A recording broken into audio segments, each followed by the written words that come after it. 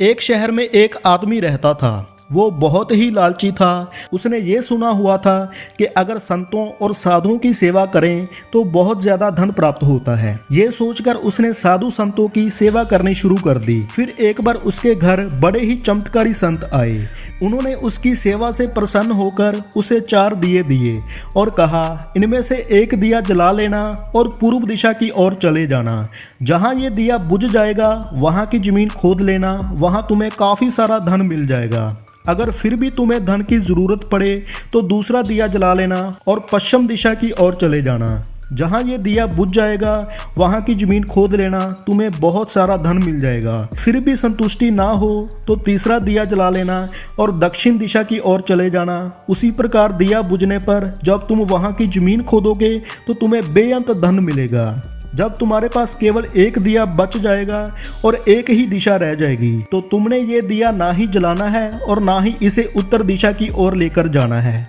ये कहकर संत वहां से चले गए। लालची आदमी उसी वक्त पहला दिया जलाकर पूर्व दिशा की ओर चला गया।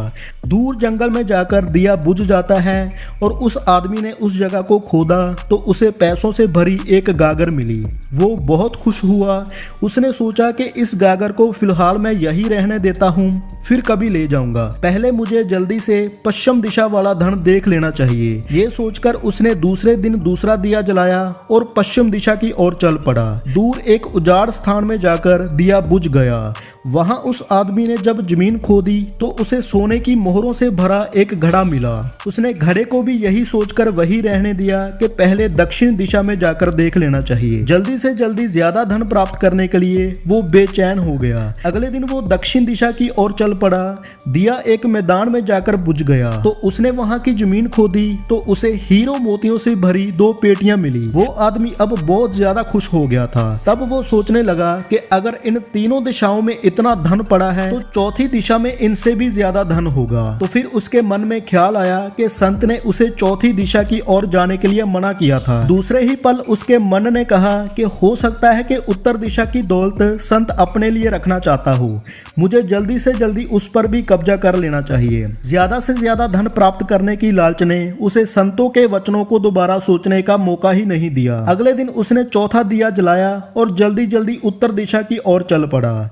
दूर आगे एक महल के पास जाकर दिया बुझ गया। महल का दरवाजा बंद था। उसने दरवाजे को खोला तो वो दरवाजा खुल गया। वो बहुत खुश हुआ। उसने मन ही मन में सोचा कि ये महल उसके लिए है। वो सोचने लगा अब तीनों दिशाओं की दौलत को भी यही लेकर आएगा और यहाँ पे ऐश करेगा। वो आदमी महल के एक एक कमरे में गया। कोई कमरा हीरो मोतियों से भरा हुआ था, किसी कमरे में सोने की अलमारियां भरी पड़ी थी। इसी प्रकार और कमरे भी बेअंत धन से भरे हुए थे। वो आदमी बहुत ज्यादा हैरान हो जाता है और अपने भाग्यों को शाबाशी देता है। फिर वो जरा और आगे बढ़ा तो उसे एक कमरे में चक्की चलने की आवाज सुनाई दी। वो उस कमरे में दाखिल हुआ तो उसने देखा कि एक बूढ़ा आदमी चक्की चला रहा है। लालची आदमी ने उस बूढ़े से कहा कि तू यहाँ कैसे पहुंचा? बूढ़े ने कहा, ऐसा कर, ये जरा चक्की चला, मैं सांस लेकर तुझे बताता हूँ। लालची आदमी ने चक्की चलानी शुरू कर दी। बूढ़ा चक्की से हट जाने पर ऊंची ऊंची आवाज में हंसने लगा। लालची आदमी उसकी ओर हैरानी से देखने लगा। वो चक्की बंद करने ही लगा था कि बूढ़े ने खबरदार करते हुए कहा, ना चक्की चलानी बंद ना कर।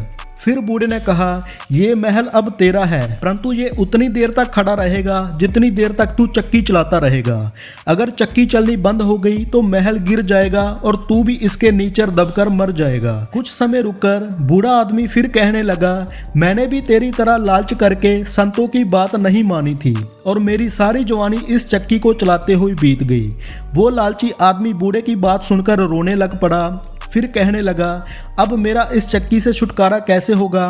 बूढ़े ने कहा, जब तक मेरे और तेरे जैसा कोई आदमी लालच में अंधा होकर यहाँ नहीं आएगा तब तक तू इस चक्की से छुटकारा नहीं पा सकेगा। तब उस लालची आदमी ने बूढ़े से आखिरी सवाल पूछा, तू अब बाहर जाकर क्या करेगा? बूढ़े ने कहा, मैं सब लोगों से ऊंची ऊंची कहूंगा, लालच बुरी बला है।